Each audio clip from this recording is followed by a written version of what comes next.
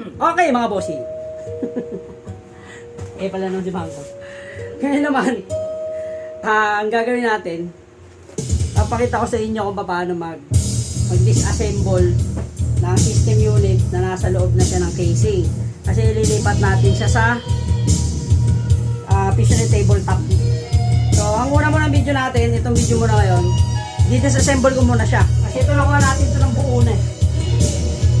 Assemble na ito na nakuha natin. So, ililipat natin yan mamaya sa tabletop.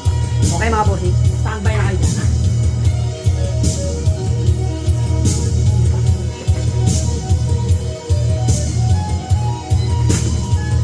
Walang cut, walang edit yan.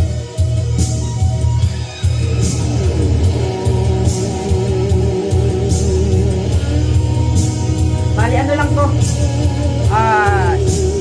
A4 na 3.0, hindi ko sigurado kung A4 440 o ano.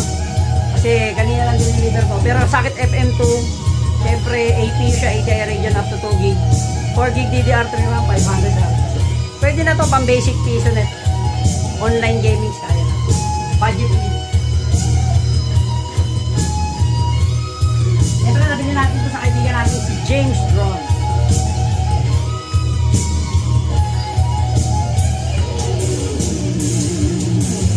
So ito first video natin, pag-disassemble muna.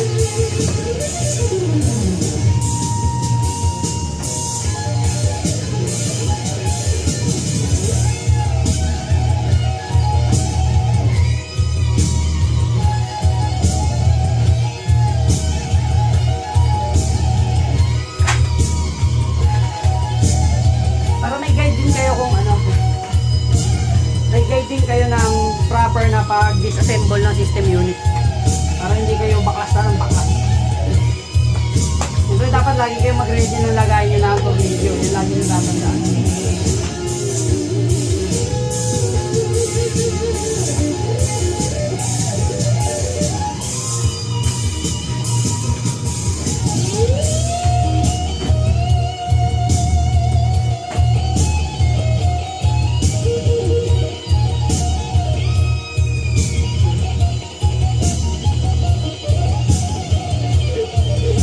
Mag-disassemble kayo, unang-unang babaklasin nyo, power supply. Pakit nyo sa pin. So, unang-unang tandaan nyo, power supply.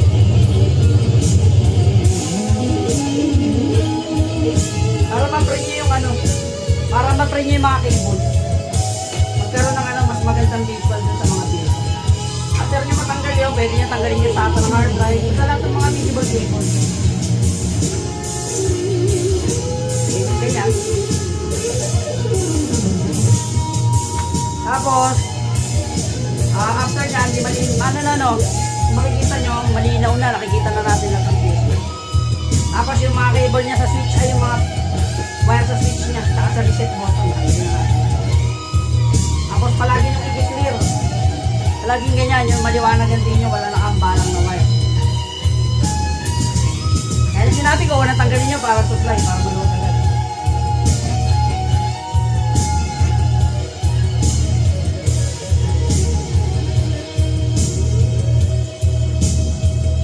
Oh, Papa James Drone, bago tong power supply ngayon ha, wala.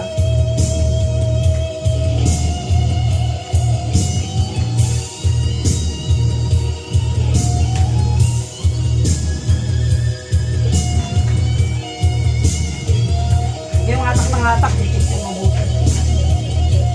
Yung power supply.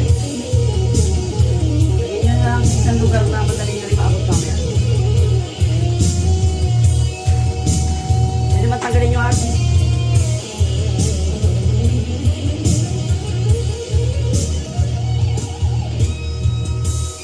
Wow, lost thread. Hindi pala lost thread, mali pala yung thread na natanggal ko. Sa kabila pala yun. Oops, may tuloy.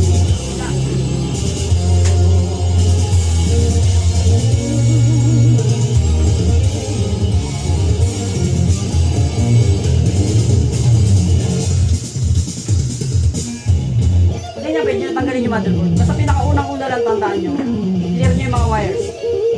Tapos power supply una mong tanggalin. Pwede mo na tanggalin yung board niya. Tanggalin sa akin nga, kaso may store pa sa kanila. Try na natin.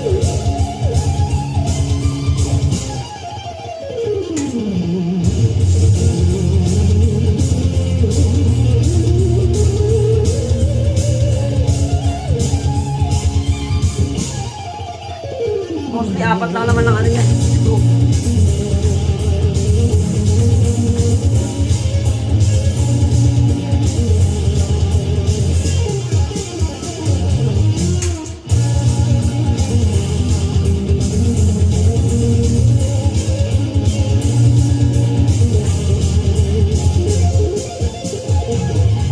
Tornilyo.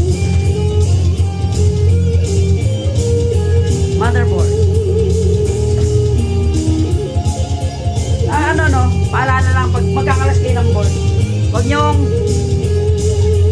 nilalapag yung motherboard ng nakaganyan kahit saang surface ha. Kasi mayroon na, baka may ma-short dyan. Kahit hindi nakasaksak to, mayroon pa rin kuryente sa ibang parte niyan. Kasi may mga capacitor yan eh. Kasi mga discharge capacitor yan. Maliit man yung chance na pwedeng magkaroon ng problema pag gano'n, pero mas maganda lang umiwas o laging pataob lang ha, or pa ganyan patagin. Siguraduhin yung walang merong ano ron na kahit anong may inductor, ano wire o kung ano man na pwedeng mag-short.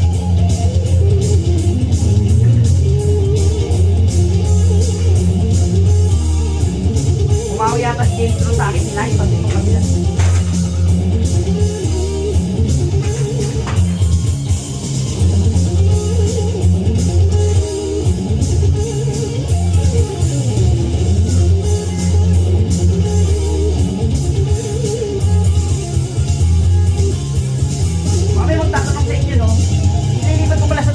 Bakit binili ko pa nang may kasamang case?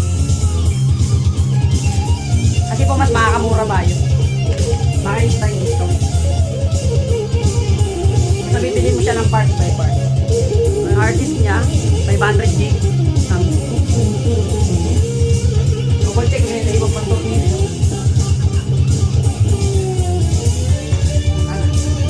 At least kung case, pwede pa natin ibenta.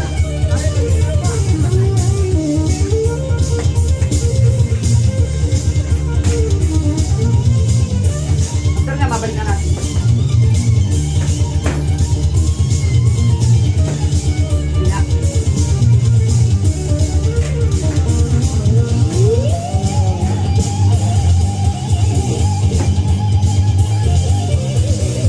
Ibalik natin mga tornilyo para hindi mawala yun.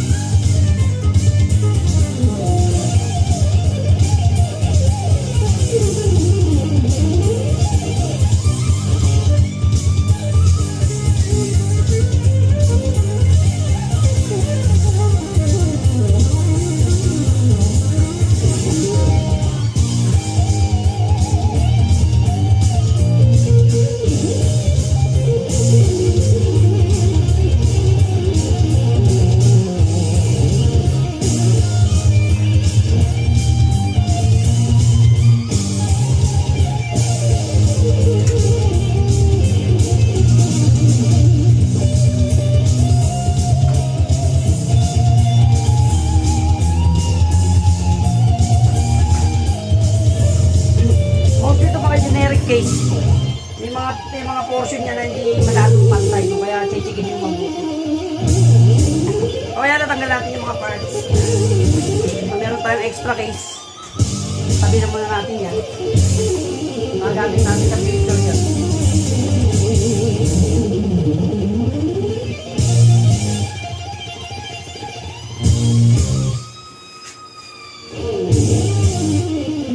Yan po siya magkukunti. Malaglag ka.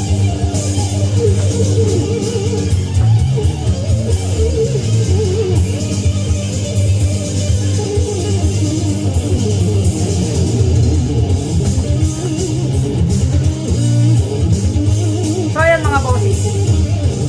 Pag AMD, pakikasansang ko timahina. Yung mga AMD A4, A5, A6, mga budget, ano yan?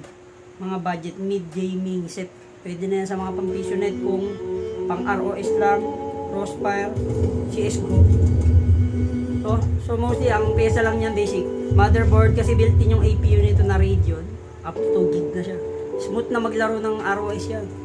Tsaka CSGO, Dota 2, smooth na yan. Lalo kung naka 8 gig ka na. So mostly makikita mo sa mga ganyang unit, yung mga basic lang, power supply, syempre. Motherboard, processor at RAM, and hard disk, syempre. Pagka PCNet naman, mostly hindi diskless yan. Hard disk, okay? Pero itong mga unit na to, ready na to for diskless kasi gigabit ang LAN nito. Okay mga bossing, next video natin yung pag-assemble niya sa lilipat na natin siya sa tabletop. Medyo lilinisin lang natin para maganda. Okay mga bossing, rock and roll.